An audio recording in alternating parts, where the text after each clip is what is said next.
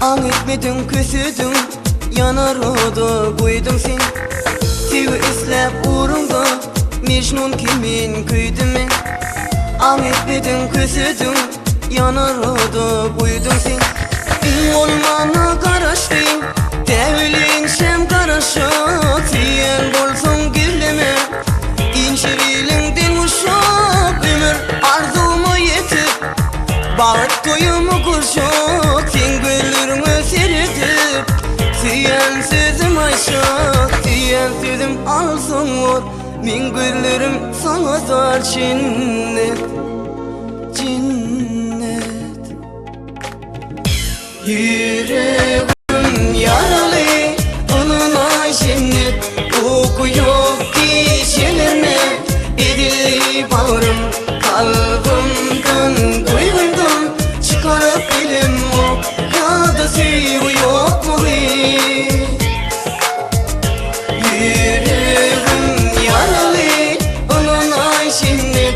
Oku yok kişilerine, edilip ağrım kalbimden, duygumdan.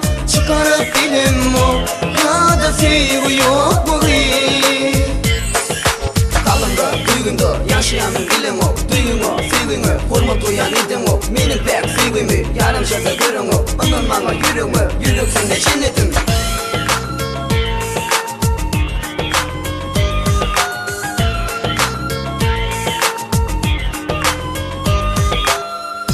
İslep uğrunda, Mecnun kimin küydüm men. An etmedin küsüdün, yanar oda koydun sen. Tüy islep uğrunda, Mecnun kimin küydüm men.